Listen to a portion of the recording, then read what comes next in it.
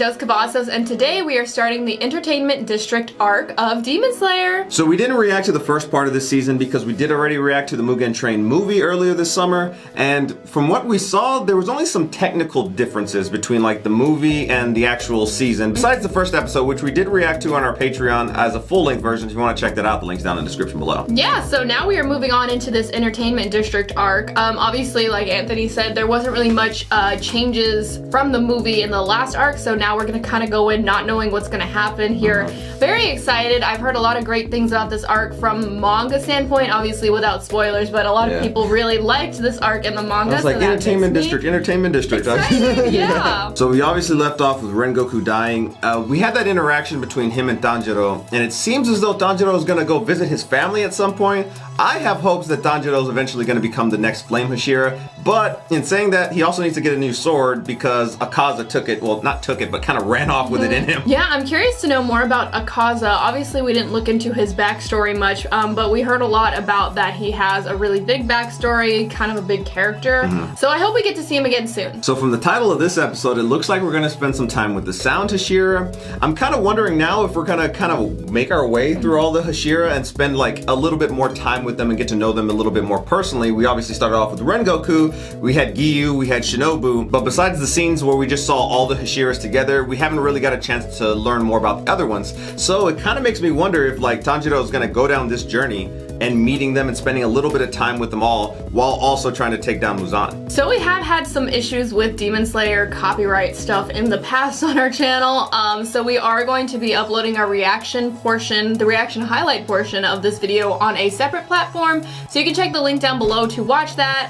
It's still the same thing that would be normally on YouTube, but it'll just be on a different platform. Also, don't forget to like and subscribe and check out our second channel, Dos Cavazos IRL. We've done a whole bunch of different anime themed vlogs over there. Casey's done some Demon Slayer cosplay. She dressed up as Nezuko, Muzan, Shinobu. We've also gone to a Demon Slayer cafe and a few other places over there as well, so if you want to check that out, the link's down in the description below. Alright, well let's go ahead and get into it.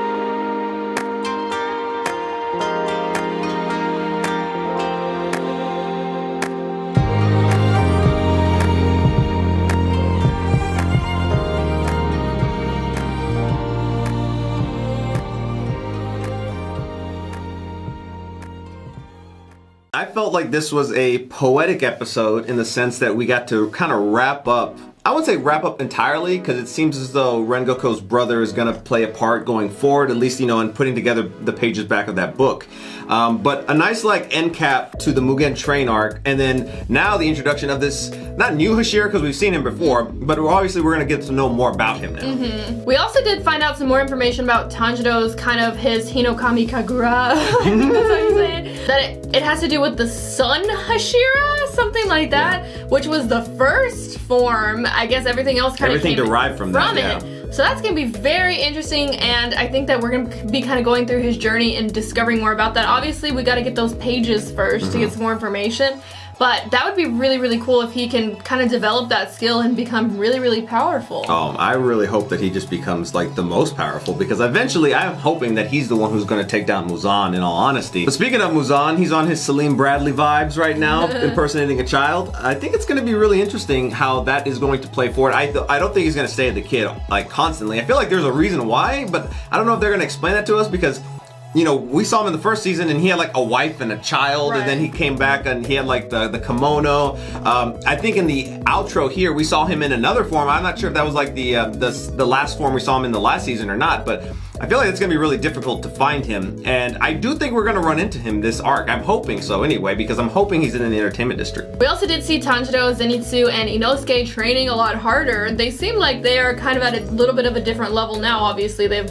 I mean, they haven't been training for a long time, but 4 months, you know, and then they got pretty ripped in those 4 months. So I wonder how they're gonna be in their fights with demons now. Obviously, we saw Tanjiro fight, you know, that one, and it was pretty easy for him. That honestly was probably one of the easiest demons he's taken out. And that's not like obviously an indictment of that demon. Obviously, that demon thought pretty highly of himself, but Tanjiro has come a long way that he could actually go on a mission like that and kind of take out a demon with ease and not leave any signs of like that there was a struggle in this particular area. Like the family walked in, or the kid, and said like, oh, I thought I heard something here. But like the fact that he could take out a demon, go in there so easily, and just like be done with the mission and head back. I feel like that shows so much growth. He also said something about how Zenitsu didn't like freak out, I guess, now going on his own solo mission. I mean, he still is like, Nezuko, lock of hair, or whatever. And he was crying, you know, again, still, but I think that that's a step up for him. Yeah.